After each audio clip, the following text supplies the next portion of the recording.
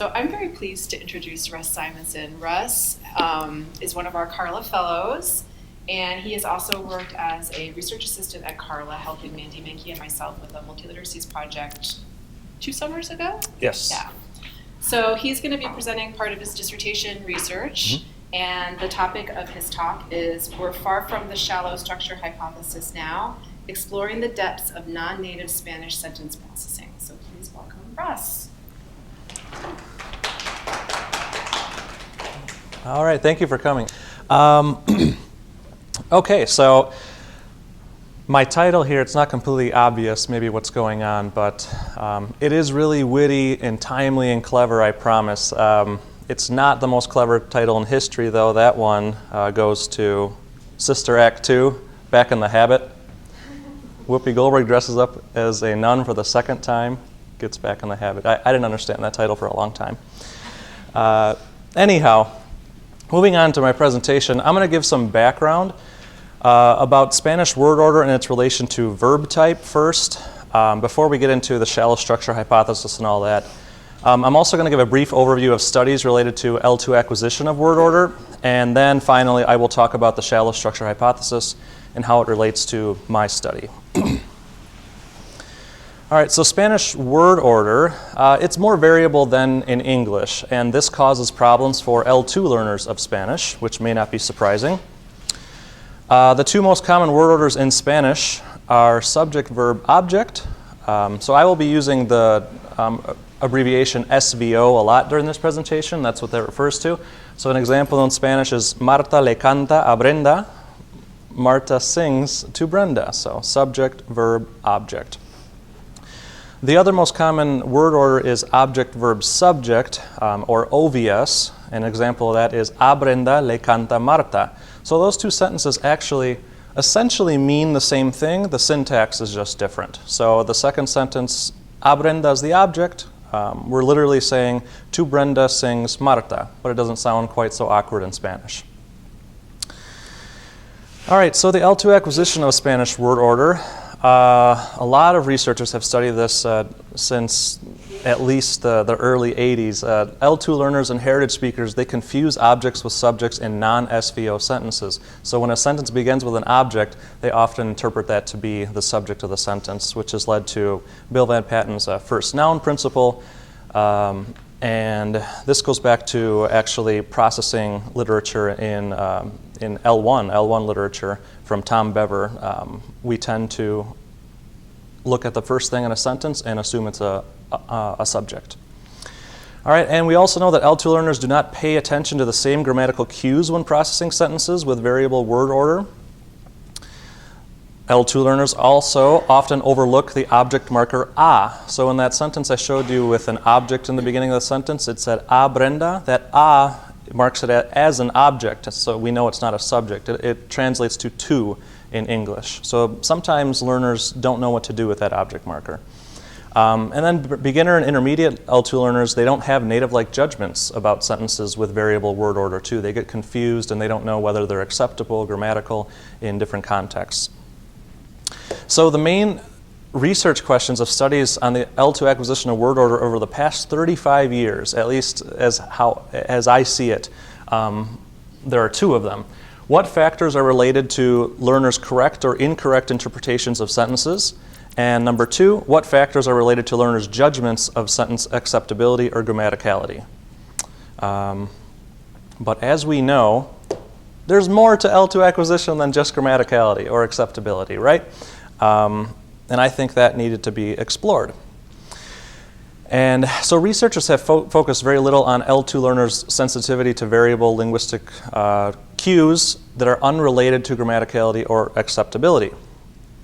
So what else? Besides grammaticality, what else is there to pay attention to? And not social factors either, but what else is there about the structure of a sentence or the way a sentence is built that L2 learners could be paying attention to? And one of the things I wanted to look at is how L2 learners process word order and verbal semantics. So how do they relate to the verb type to word order? So just a little bit of background now on word order and verbal semantics in Spanish. It's not completely random, word order. Verbs that denote an action, such as cantar or sing, are most commonly found in subject, verb, object word order in Spanish. Elena le canta a Susana. But verbs that denote a psychological experience, such as importar or matter, are most commonly used in object, verb, subject order, such as a Susana le importa Elena.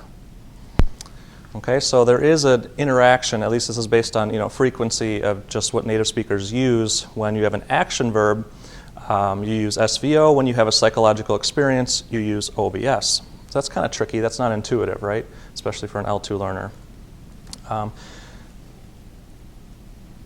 that was weird. All right. So what are some more examples of action verbs and psych verbs, just so you get an idea? So action verbs are things like talk, send, laugh, cry, point, yell, kick. There's something usually physical that's going on, or something at least acoustic. Psych verbs, they don't have that element. So these are verbs like matter, bore, like, love, hate, or worry. They're basically mental processes that are going on only in the brain. And we're not dealing with issues of grammaticality anymore. I just want to be clear so I can differentiate my work from the previous studies. Right? We're dealing with canonical versus non-canonical patterns and frequent versus infrequent patterns. So those different pairings that I showed you before, or I showed you the most common patterns, but that doesn't mean that those are grammatical restrictions. So SVO is most commonly used with action verbs, but you can also use SVO with psych verbs. It's not a restriction. And OVS order is most commonly used with psych verbs, but it can also be used with action verbs. So all four of those sentences are grammatical. The difference may be in naturalness or in frequency, things like that. So here's just a summary of the canonical associations of word order and verb type in Spanish, and then the non-canonical associations. And we do know that these are psycholinguistically real for native speakers of Spanish. Canonical patterns are easier to process in real time. In self-paced reading studies, in eye tracking studies, we know that that's true. Non-canonical patterns are more difficult to process in real time. And that may be obvious to you guys. You might be thinking, yeah, well, what's used most frequently is going to be easier to process than what's used less frequently. And yeah, and just a side note, so maybe we can compare this to something in English. I believe that these same word order and verb type associations also exist in English, but to a different degree, and it might affect grammaticality a little bit more in English. So for example, the sentences, John seemed angry to me during class yesterday. John passed a note to me during class yesterday. Both of those are fine. But if we were to change the word order, one of them sounds much better than the other, in my judgment. To me, John seemed angry during class yesterday. To me, John passed a note during class yesterday.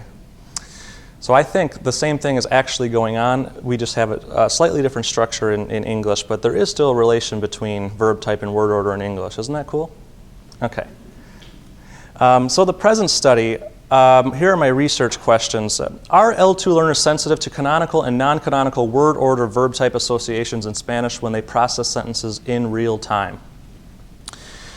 Does their sensitivity to these associations change according to their language proficiency?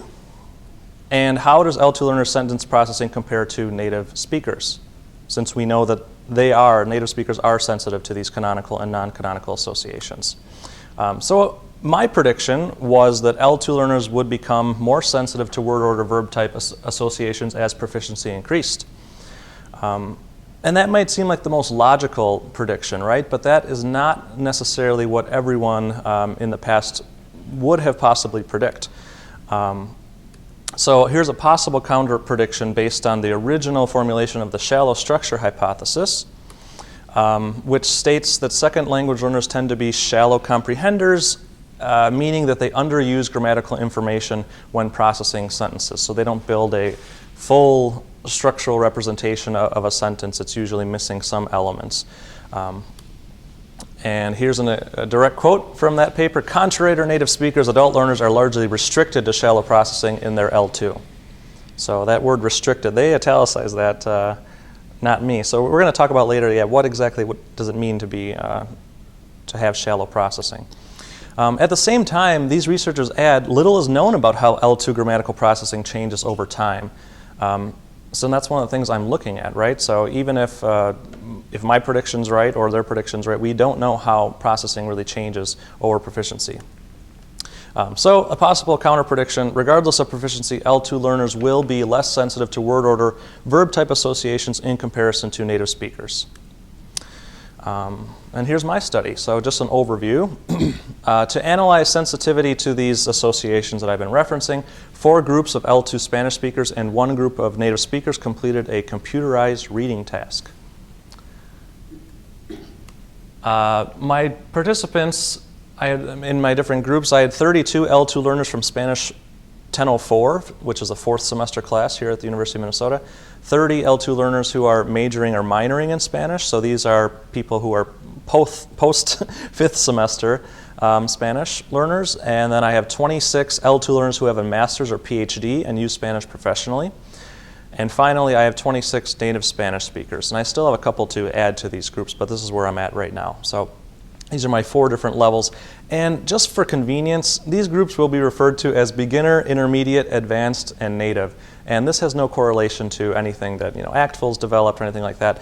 It's just for simplicity of this study. And I have, these participants actually did complete a reading proficiency exam, a closed reading proficiency exam as part of this experiment, but I don't have those results analyzed yet. So right now I'm going off of their institutional experience with Spanish to categorize them into groups. All right, so the methodology, I used a self-paced reading task consisting of 64 sentences. Using the software Linger, participants read sentences in segments on a laptop, and then the reading time of each segment was recorded in that sentence. The task also had 40 filler sentences and 24 target sentences, so that's how we get to the number 64. The 40 sentences were just to distract them, right? So I was only really looking at the data from 24 of them, and then the 40 were to hopefully make them not catch on to what I was analyzing as much. So yeah, here are the 4 different conditions. So the target sentences appeared in one of these 4 conditions evenly. So SVO action verb, SVO psych, OVS action verb, OVS psych verb. And why self-paced reading? Why did I use that technique? Well, by collecting the reading times of each segment in a sentence, we can identify precisely where participants experience processing difficulty or facilitation. Longer reading time indicates processing difficulty, and shorter reading time indicates processing facilitation. So each sentence was split into 5 segments, and it looked something like this. So when they saw it, it was a moving window display. So they actually only saw one segment at a time, and they pressed the space bar to reveal each following segment. And maybe I can show you what that looks like in just a second. So this is what the sentences looked like. They only saw one at a time. So imagine you have a blank line, and you press it, and then Marta comes up, right? And then either le canta or le importa shows up, and then aprenda y no entiende la razón.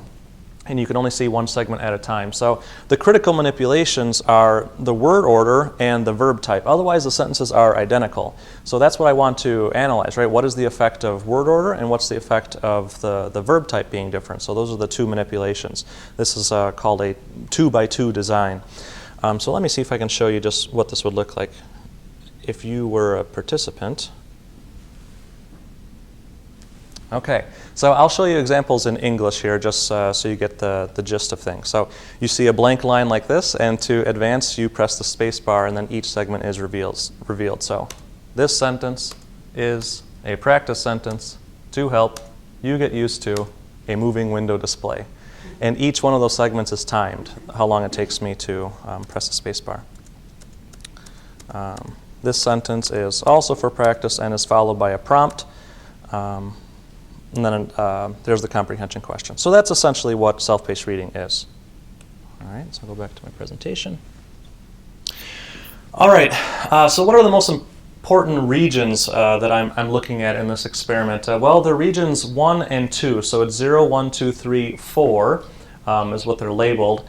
And 1 and 2, that's precisely where the learner or the native speaker, depending on what group it is, they would know whether or not the sentence has the canonical word order verb type association, right? So they get to Marta le encanta. If they see those two words together, oh, okay, that is a subject and a action verb. I'm happy. That's a canonical pattern. But if they were to see Marta le importa, which is a subject and then a psych verb, that's a non-canonical combination, so that should make them a little bit less happy, and it should take them a little bit more, that should take them a little longer to process.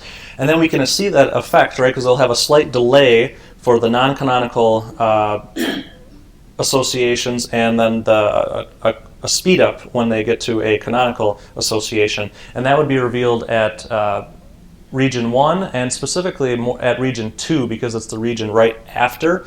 That's called a spillover region, and that's usually where we see the largest effect, the first spillover region after they realize that something is wrong or something was what they expected. So, and just a little bit more information, like I explained before, it's a 2x2 design, and I used a Latin square design, which means I had 4 different lists of target sentences, and each list contained 6 target sentences in each of the 4 conditions. And participants read one of these 4 lists. So every 4 participants received the same list of target sentences. And then there were 40 filler sentences interspersed between those. So between the Latin square design and sentence randomization, no 2 participants saw all the same sentences in the same order. And this is just to kind of help the validity of the experiment, to make sure that it wasn't particular sequences of sentences that were making them react a certain way. It really is the condition that's giving them the facilitation or difficulty. All right, and then as I briefly mentioned before, after each sentence, participants were asked a true-false comprehension question to ensure that they were understanding what they were reading, because when we analyze processing, we're assuming that people are comprehending what they're reading. So that's that. It's a little complicated. Hopefully that makes sense, and I'm going to move right to the results then. So if you all want to take out the handout that I had printed out here, or Karen helped me print out. This is what a self-paced reading plot looks like, and I have the 4 different groups here: beginner, intermediate, advanced, and native. And then the dotted lines are SVO sentences, the solid lines are OVS, and then action verbs are blue and psych verbs are black. All right, so, and I'll keep referencing this. I'm going to take it off the slide here. So what did I do to analyze what was going on here? And like I said, region 2 here is the one that's in a rectangle, because that is the critical region, the spillover region that's going to show me whether or not they had difficulty or ease when reading the sentence. So I constructed a mixed effects model for each population with log residual reading times as the dependent variable and verb type and word order as factors. So I wanted to see what effect word order and verb type had either independently, and then the interaction between those two as well. In all groups, there was a significant effect of word order at region 2. So if we look at this chart here, inside the rectangle here, we can see that there are at least, even in the beginner group, the SVO sentences are read at a different rate than OVS sentences. And I don't know if this is actually super clear yet. So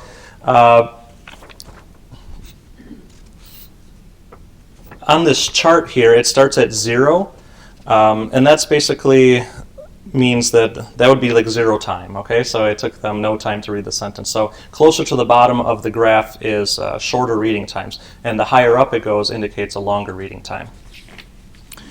So in the beginners even, we can see that SVO sentences are read more quickly than OVS sentences. There's some interaction with word order for each group. In the beginners, the effect of word order at region 2 is significant. It gets more significant with intermediates, and it just becomes astronomical towards the native speakers and advanced. So, and overall, one general conclusion that I can make is that SVO word order was facilitated quicker. SVO facilitated quicker processing at region 2 as a general statement. There was also a significant interaction between word order and verb type in the advanced and native groups, and a marginal interaction in the intermediate group, and no significant interaction in the beginner group. So this means that in the beginner group, they weren't really making those associations between word order and verb type. We have a non-significant interaction there. But intermediates, they're really close. They're starting to notice that there is some relationship between word order and verb type. And advanced and natives, they are definitely aware that there are those associations. So there is an increasing sensitivity to the relationship between word order and verb type as proficiency increases. All right.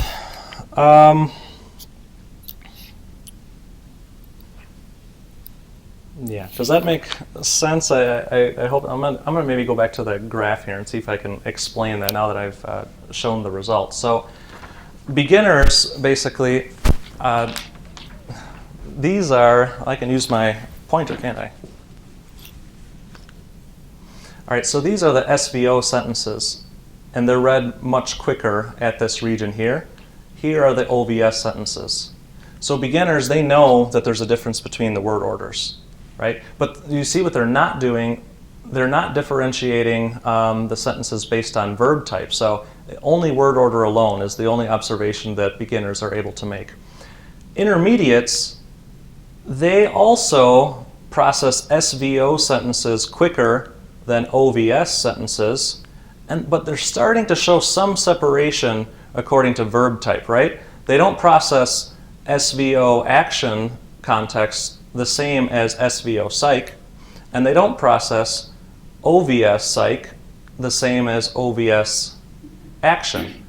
That's what the beginners were doing. So the intermediates, they are processing in a more complex way.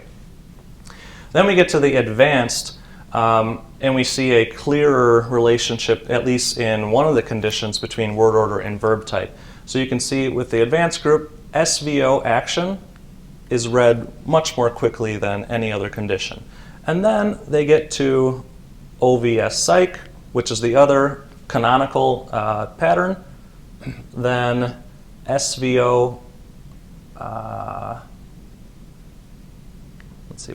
SVO psych, and then OVS action, right? And then the natives have a similar profile here. They process SVO action very quickly.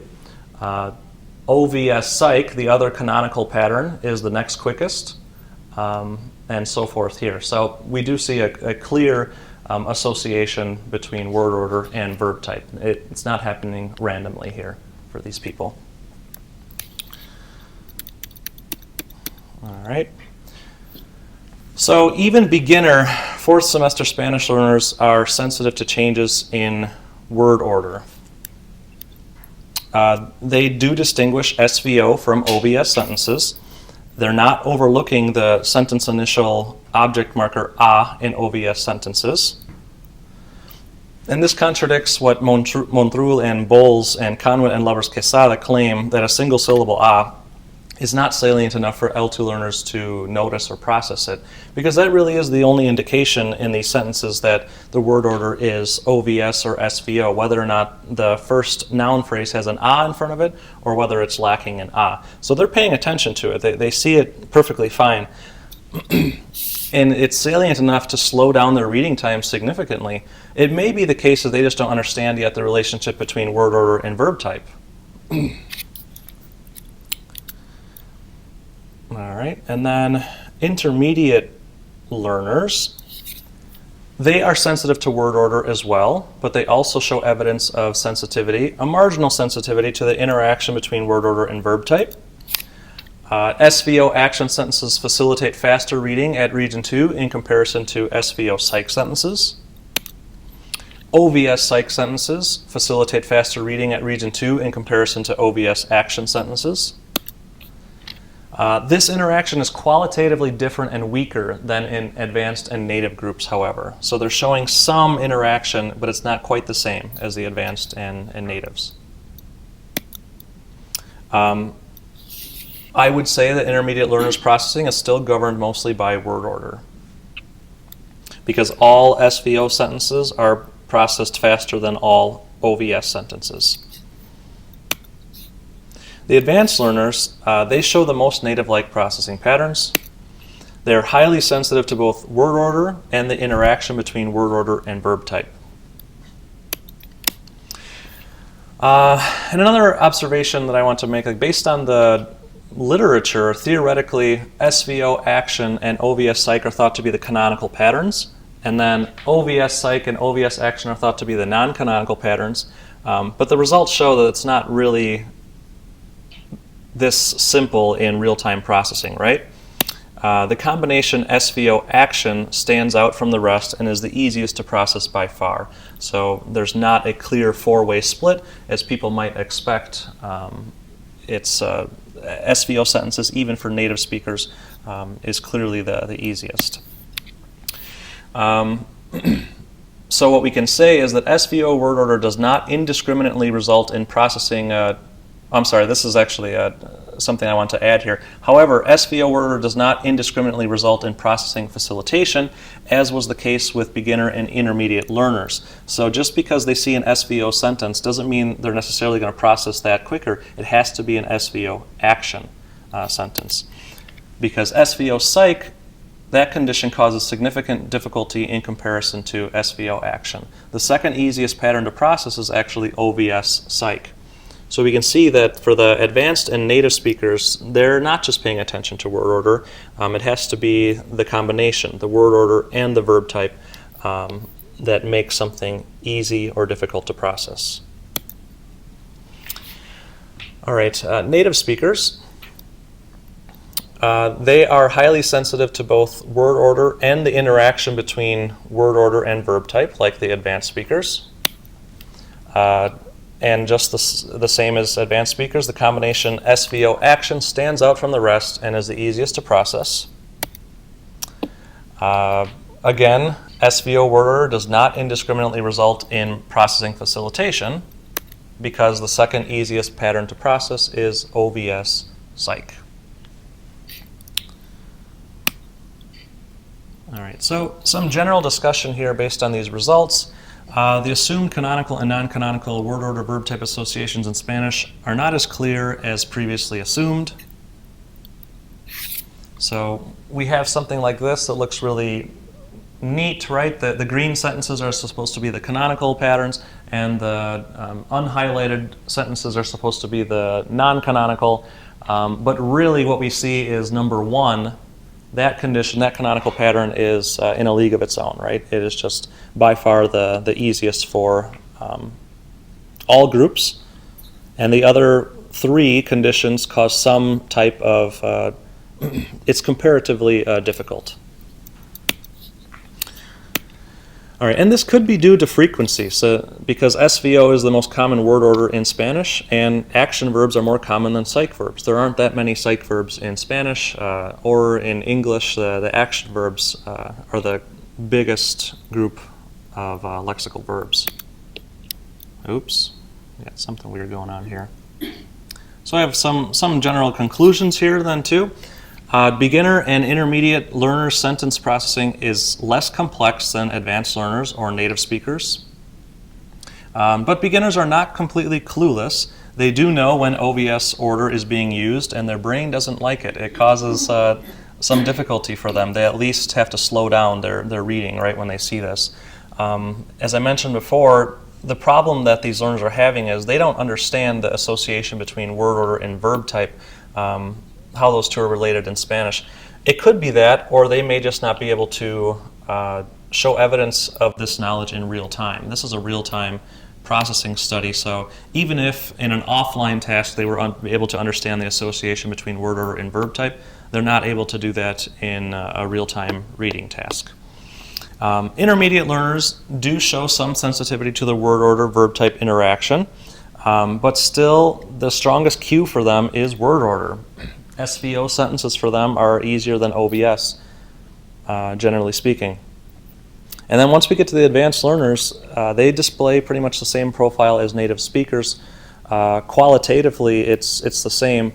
The main difference is that their reactions are less extreme than native speakers. So in the advanced group, when when they don't like something, it slows down their reading, a little bit. But for native speakers, when they don't like something, it slows down their reading to a greater degree. So they get more upset by something that does not have a pattern that they are expecting. So what we can conclude is the shallowness of L2 processing is gradient, which was my original prediction. You start off, paying attention to at least word order. You work your way up to finally understanding that relationship to the word order's relationship to verb type, and you can put all of it together by the time you're an advanced speaker. So the following statement by Klassen and Felser, it may need to be reconsidered. I'll read it again here. Contrary to native speakers, adult learners are largely restricted to shallow processing in their L2. So what we have to ask ourselves, I think, when is processing officially no longer shallow? Although the same effect size was not seen between advanced and native groups, they still had the same profile. I mean, they still had the same general distribution in their processing patterns. So does the advanced processing not count as, is it still considered more shallow? I think that's a question that's open for debate. They're still clearly processing in a very complex way. So I would say that this study shows that advanced learners are deep comprehenders, since they, like native speakers, are sensitive to both syntax and the interaction between syntax and semantics in real-time processing. The difference is simply one of effect size. Oops. And then I have one final comment here that I can make based on this evidence. I think that it's really important that when we develop hypotheses and theories in SLA that we consider a broad range of proficiencies. So many different studies that have looked at the acquisition of word order have looked at university students only, and they've documented all the different problems that they have and the non-native processing strategies that they use. But if we look at speakers that have been speaking Spanish for years, and on average, I think in my most advanced group, the people who have MAs or PhDs, the average amount of time of experience is over 20 years. Some people have been studying Spanish for 40 plus years, actually, in that group. So we maybe have to change our expectations for university learners. They're not going to be super advanced by the time that even they graduate. Even the majors and minors don't show the profile of my advanced group, right, or a native speaker. All right, so that is what I have for you. And I finally just want to thank all my participants in this experiment, the P&As, the graduate students, a couple professors, and Language Center staff all helped me collect this data. So it wouldn't have been possible without all of you. And thank you for attending my presentation.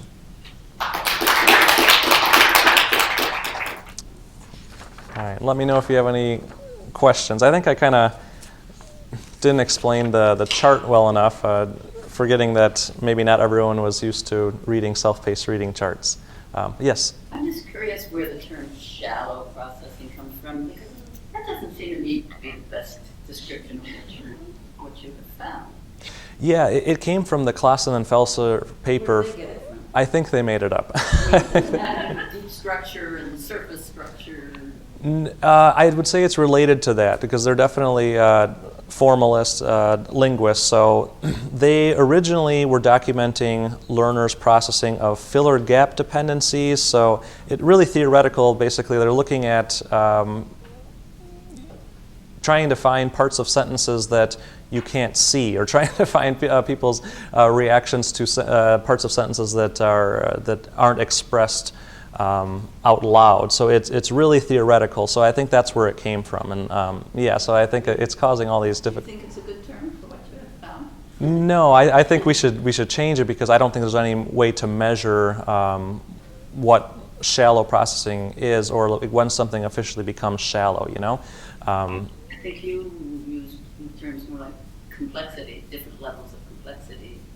That seems to me a little more. Maybe it's the same thing to some people, but.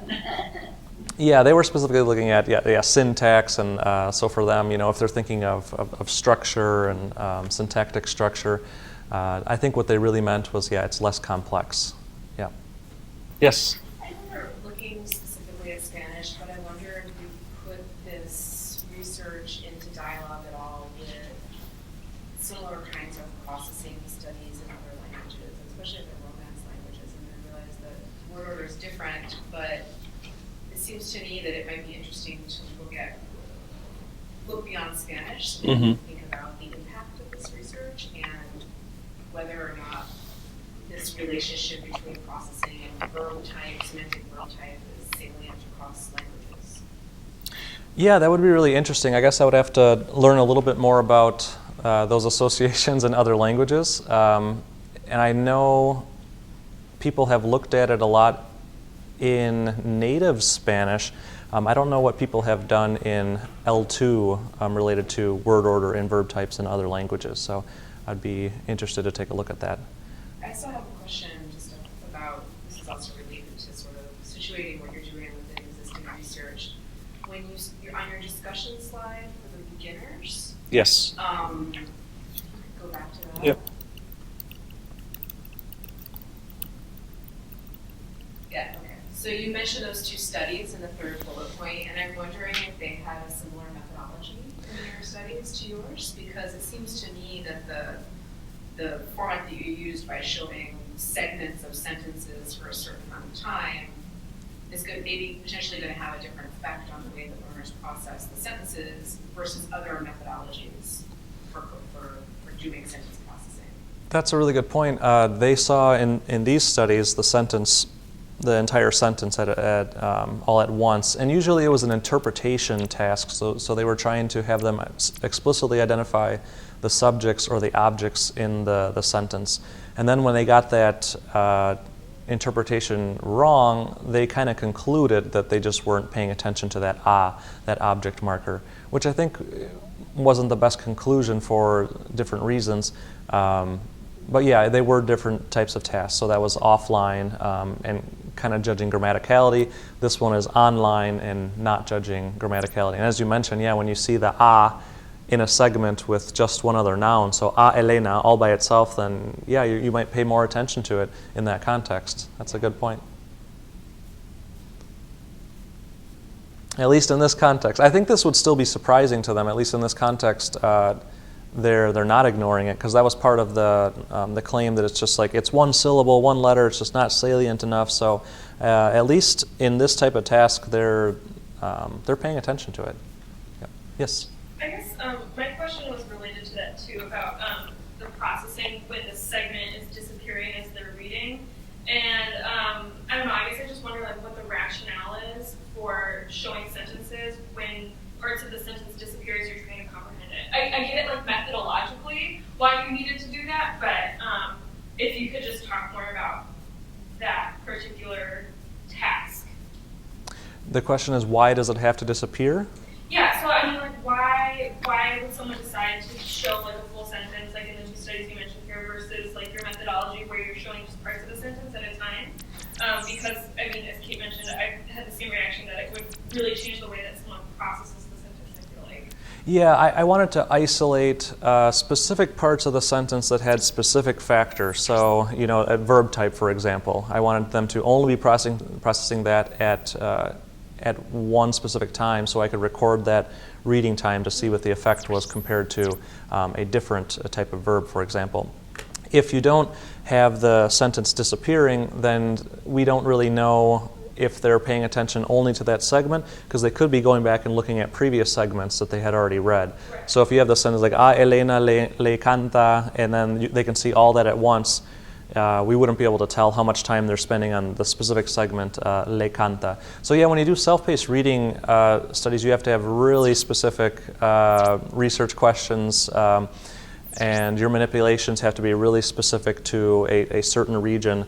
A lot of them actually, in L1 research, it's one word at a time, so they don't even have segments. Does that answer the question? I guess. Yeah, I think so. I guess I'm just thinking about, would it be kind of like more similar to natural sentence processing if it was like one segment and then the next segment popped up but you still saw the former segment? I understand your methodology why it needs to go away, but it seems like it really changes the way that someone would understand a sentence. Yeah, and this could be a potential limitation to self-paced reading as a methodology, but there are other psycholinguistic methodologies that people use, such as eye tracking, and I think maybe you might like something like that more. This is kind of what you're wanting to see. With eye tracking, they see the sentence all at once, and then you can look at their eye movement and and how long they spend on specific segments, but you can also see what they go back to, and when they get confused, where do they have to go back to in the sentence to reanalyze what they were processing. Sure. And then they have EEG too. They can measure people's brain activity too, and in those studies they also just read the entire sentence at once. Yeah. Any other questions? Yes. Okay. So I was thinking a lot about psych verbs and action verbs, and this was what made me think about other languages, because in French there's the processes of dislocation that fulfill the purpose of putting the object first.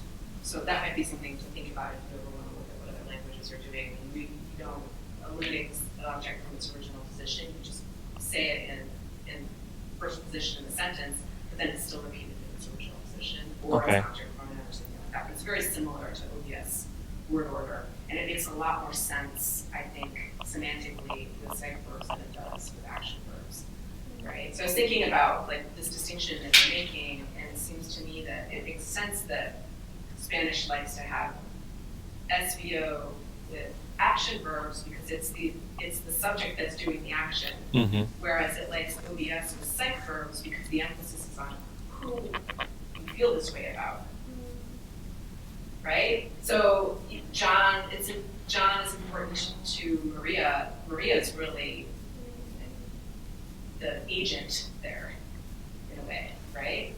So it makes sense. I mean, I'm not even explaining it well, but it makes sense to me that OBS works better for psych verbs than it does. Yeah, so essentially, like in the discourse, maybe that amaria is more topical, or Yeah, okay. exactly. So my question is, and there is actually a question.